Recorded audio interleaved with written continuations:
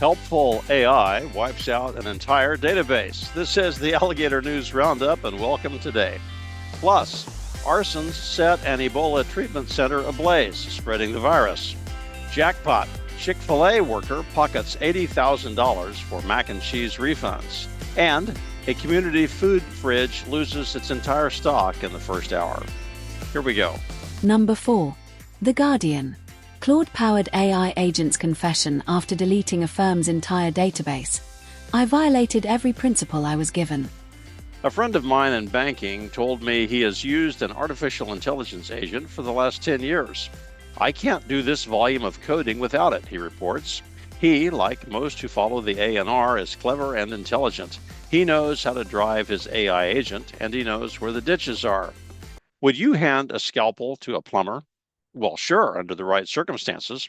And no offense to plumbers, I have found they are a huge contributor to my quality of life. In the case of Pocket OS, a software outfit that serves multiple rental car agencies, the scalpel they wielded came with its own ideas about where to cut. It decided the entire company database needed to be exercised, including all backups. The operation took 9 seconds, and poof, it was gone.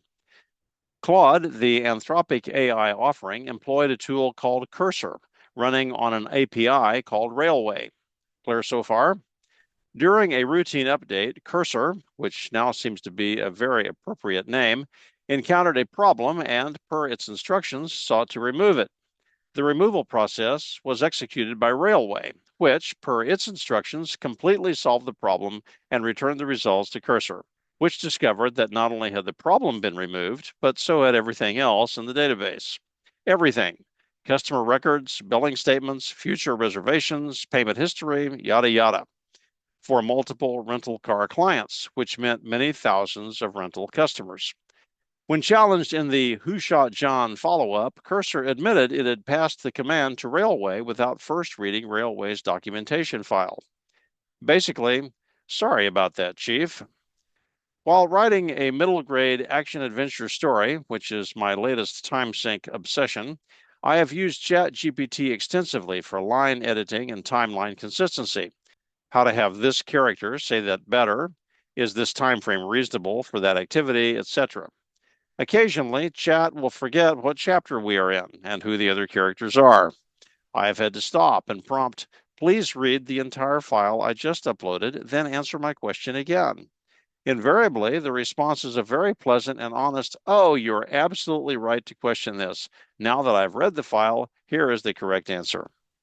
Meanwhile, if Chad and I ever get this project into print, I'll let you know.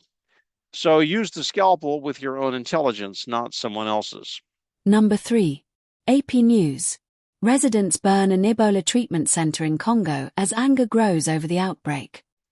With yet another outbreak of the deadly and highly contagious Ebola virus in the Congo this month, local burial practices have once again conflicted with careful medical treatment. The body of a local man was held in a clinic after his death. His friends, local youths, according to the article, demanded his body for proper burial.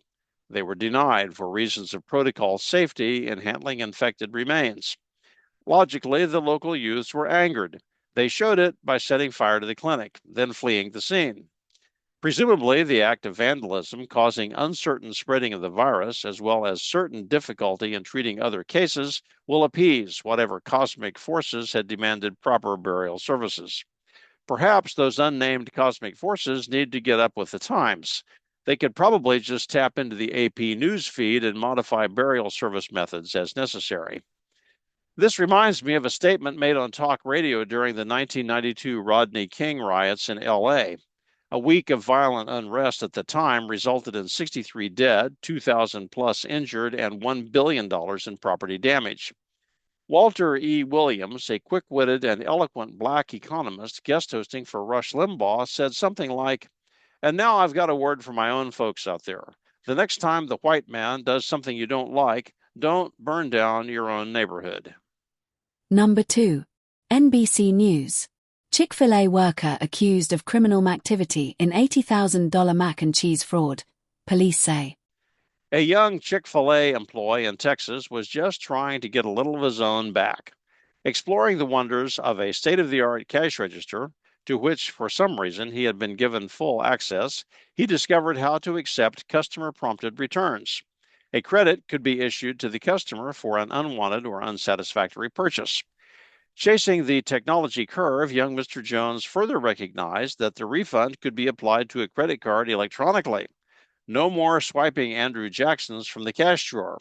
Probably he understood that someone would notice missing cash at the end of the day.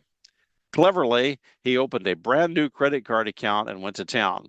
They'll never find me now. Unfortunately, he had not chased the tech curve far enough to realize that his employer's refunds were immediately noted as flowing to the new credit card account in his own name. Nor did he understand that the surveillance cameras in the restaurant watched more than customers stealing soft drinks.